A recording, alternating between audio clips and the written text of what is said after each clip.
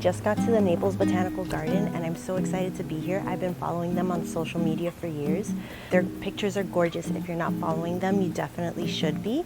And they are so involved with the community. They have art shows here all the time. They have flower shows here all the time, garden shows here all the time. Super excited to be here, so let's go and you can see what I see.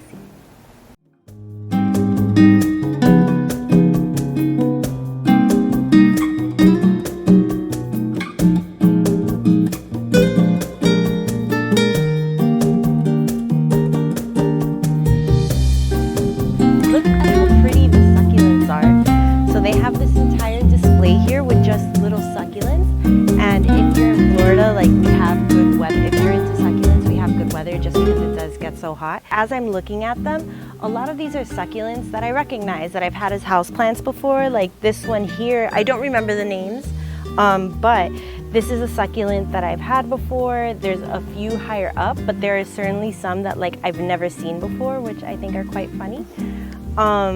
But if you come over here, like this is certainly one that I've had as a houseplant. Up there, I think that one's called a burro's tail. This one down here, like these are all very familiar ones mixed in with ones that are definitely new. So I really like how this is displayed like on the very bright colored staircase, and it looks amazing. Okay, so we were just in the Frida Kahlo garden and now we've walked over to the Asian garden, and like the vibe has really changed. There's a lot more bamboo, and instead of like really bright colors, there's a lot more foliage and there's a lot more stone like carvings that are in the garden. And so you'll see, like I mentioned at the beginning that the Naples Botanical Garden focuses a lot on art installations, and you'll see them everywhere. But I saw this lily, and now that I've seen a lily grown in Florida, I'm definitely gonna attempt these in my garden. Look at how pretty it is.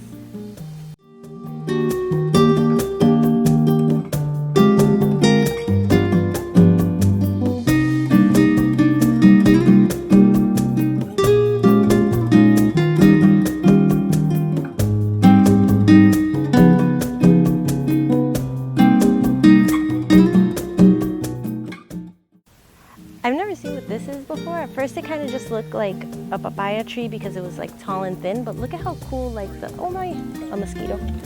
But look at how cool like the colors are there.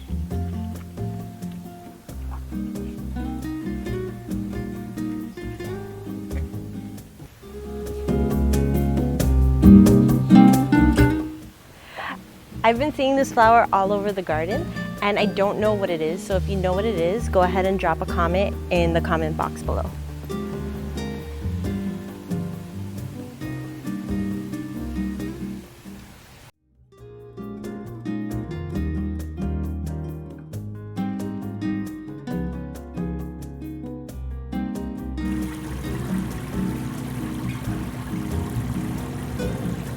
So the Naples Botanical Garden, when they were invited to RHS Chelsea, it was specifically because of their orchids.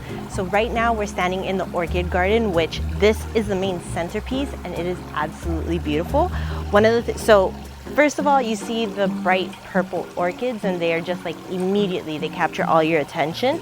But then around them, I would call this a maidenhair fern. So if you're wondering what to like put around your orchids to make them like really stand out, I think this maidenhair fern does a really good job. So let's take a loop around the garden. It doesn't seem particularly huge, but the orchids are gorgeous. So let's take a loop around and see what there is here.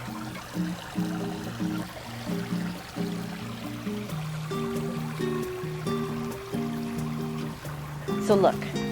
A lot of orchids, what you can do with them is, orchids are epiphytes and they like being in trees. So if you're ever wondering like, I love this orchid, what do I do with it? One is, where do you have shade?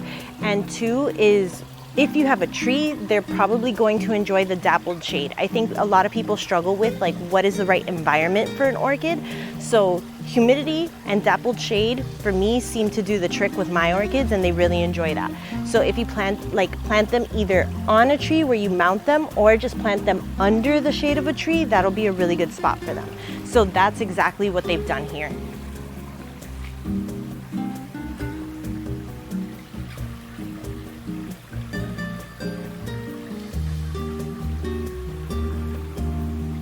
These color orchids, these orchids, like the yellow ones with the purple, these have become my favorites lately.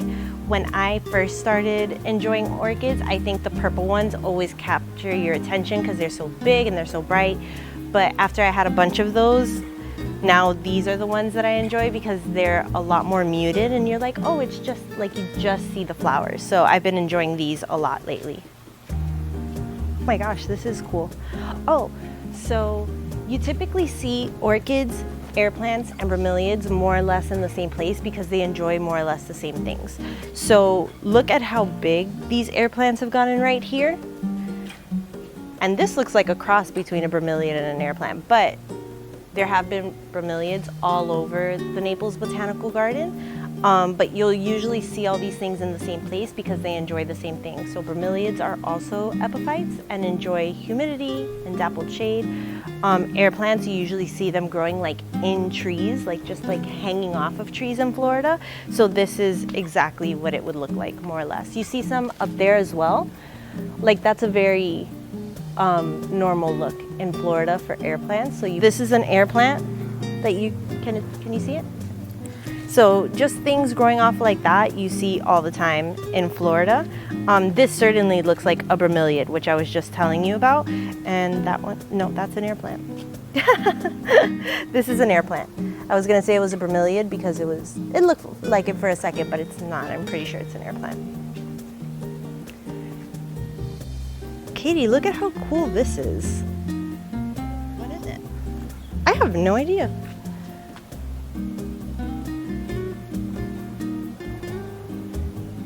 Looks like a cross between a pencil plant and an orchid.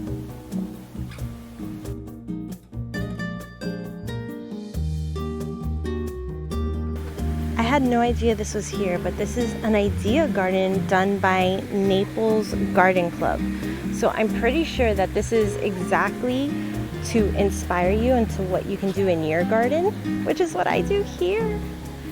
So let's take a look.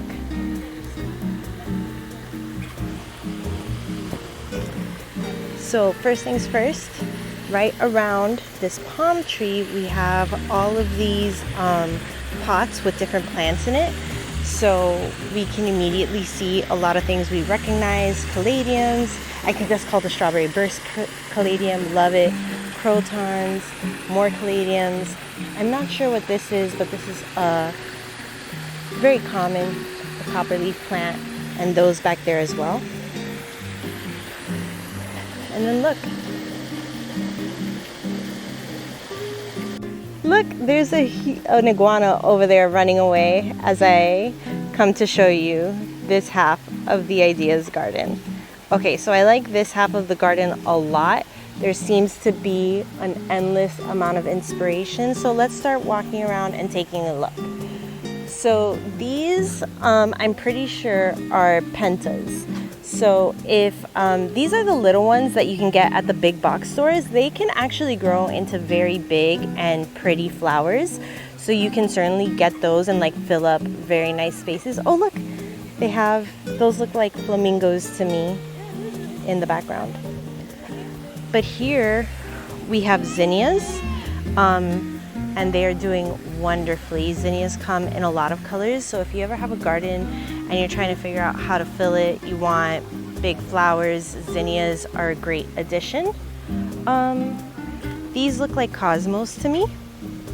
So same, these do very well in Florida. And if you want something that does well, maybe needs very little maintenance, cosmos is a good one. Some more flowers. I've had these in my garden. I call them, I think they're called carmines. Beautiful. Look at how pretty of a scene they've set up back there.